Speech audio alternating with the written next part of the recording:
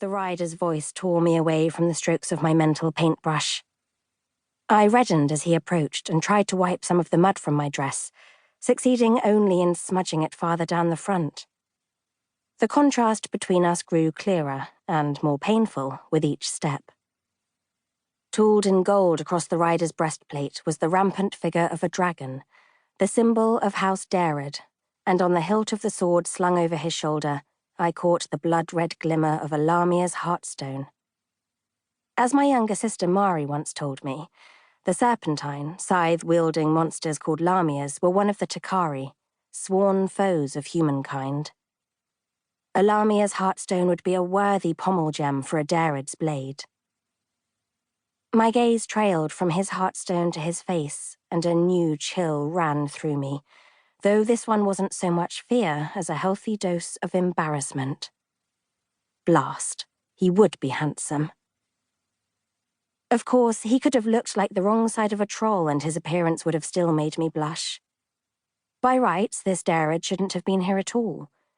Merybourne Manor sat at the heart of a poor county, the smallest in the island kingdom of Arle. Lord Merybourne ruled over farmers, craftspeople, and the occasional merchant, but no one rich or distinguished, and it had taken us months to scrounge enough to meet the bond price for a band of riders. My father, the manor clerk, and an old friend of Lord Merybourne had spent weeks running the sums to see how we could afford it. 5 riders, 5 mounts, and food and lodging for a fortnight, in return for which they'd hunt down and slay the griffon horde that plagued us. At 20 silver dragonbacks per rider, the commission cost the manor a total of 100 dragonbacks. Or, by my more practical calculation, the entire income of Merybourne Manor in a year. Still, it had to be done.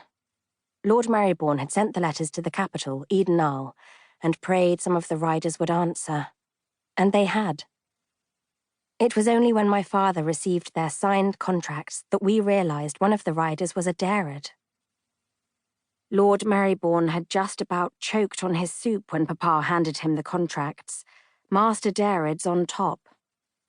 Other riders could win over the bear-like barons, and some of the older bloodlines could bond with smaller winged wyverns, but the Dareds alone, descended from legendary warrior Eden the Fireborn, were dragon masters.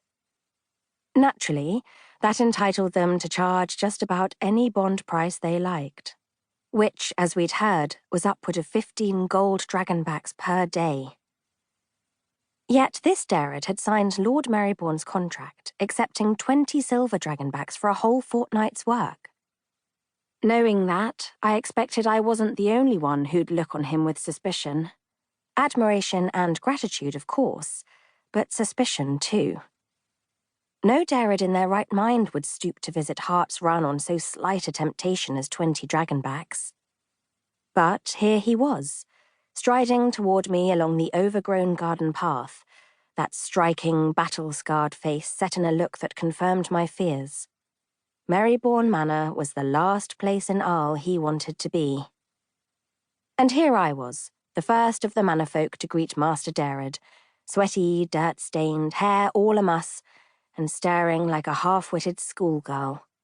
Perfect. I dropped into the curtsy I used for strangers of uncertain rank, unsavoury solicitors, and the man at the market who sells cut-rate mutton. As I straightened, I touched the 4 fingers of my right hand to my forehead in greeting. "Morning, sir." With a flick of his wrist, he returned the gesture.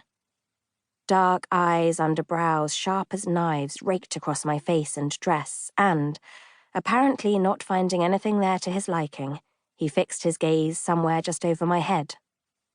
"What's the quickest way to Lord Merybourne?"